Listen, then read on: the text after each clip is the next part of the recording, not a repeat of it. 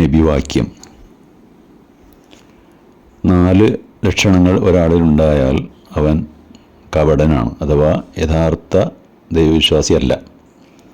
അവയിൽ ഏതെങ്കിലും ഒന്ന് ഒരാളിലുണ്ടെങ്കിൽ അത് ഉപേക്ഷിക്കുന്നത് വരെ കാപഢ്യത്തിൻ്റെ ഒരു ഭാഗം അയാളിലുണ്ടാവും.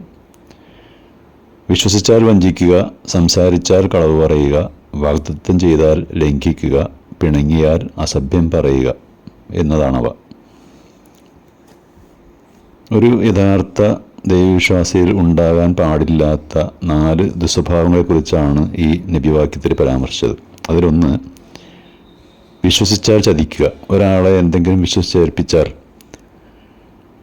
അല്ലെങ്കിൽ മറ്റാരോടും പറയരുത് എന്ന നിബന്ധനയോടെ ഒരു രഹസ്യം കൈമാറിയാൽ അതിന് വിരുദ്ധമായി പ്രവർത്തിക്കുക. കപടവിശ്വാസിയുടെ രണ്ടാമത്തെ ലക്ഷണമായിട്ട് പറഞ്ഞത് സംസാരിക്കുമ്പോൾ കളവ് പറയലാണ്, നുണ പറയലാണ്. എല്ലായ്പ്പോഴും സത്യം പറയണമെന്ന് നമുക്കറിയാം. സത്യം പറയുന്നത് മൂലം എത്ര നഷ്ടം സംഭവിച്ചാലും നുണ പറയരുത് എന്നാണ് ഇസ്ലാം പഠിപ്പിക്കുന്നത്. ഒരു നബിവചനത്തിൽ പറയുന്നുണ്ട്, നീ സത്യം മാത്രം പറയുക, അതെത്ര കൈപ്പുറ്റതാണെങ്കിലും ശരി.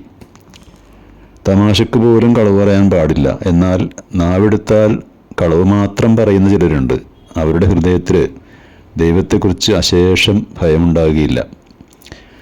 കപടവിശ്വാസിയുടെ മൂന്നാമത്തെ ലക്ഷണമായിട്ട് പറഞ്ഞത് വാഗ്ദത്ത ലംഘനമാണ്.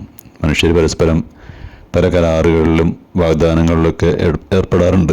ഉദാഹരണമായിട്ട്, കടം വാങ്ങിയ സംഖ്യ ഇന്ന തീയതിക്ക് തിരിച്ചു തരാം, അതല്ലെങ്കിൽ ഇത്ര പണം തന്നാൽ ഇന്ന പണി പൂർത്തീകരിക്കാം. ഇങ്ങനെയൊക്കെ കരാർ ചെയ്യുക സാധാരണമാണ്. ഇത്തരം കരാറുകളൊക്കെ ശരിയായി പാലിക്കുക എന്നതാണ് ഒരു യഥാർത്ഥ ദൈവവിശ്വാസിയുടെ സ്വഭാവം. കപടവിശ്വാസിയുടെ 4ാമത്തെ ലക്ഷണമായിട്ട് പറഞ്ഞത് പിണങ്ങിയാൽ ചീത്ത പറയുക എന്നതാണ്. ഇണക്കത്തിലും പിണക്കത്തിലും മാന്യമായി പെരുമാറുകയും സംസാരിക്കുകയും വേണം. ഇണക്കമുള്ളിടത്ത് പിണക്കവും സാധാരണമാണല്ലോ. പിണങ്ങിയാൽ ഉടൻ പഴയ കാര്യങ്ങളൊക്കെ വിളിച്ചു പറയുകയും തെറി പറയുകയും ചെയ്യുക എന്നത് യഥാർത്ഥ ദൈവവിശ്വാസിക്ക് ചേർന്ന പണിയല്ല. അതിനാൽ മേൽപ്പറഞ്ഞ ദുസ്വഭാവങ്ങളിൽ നിന്നും മുക്തനായിരിക്കണം ഓരോ ദൈവവിശ്വാസിയും.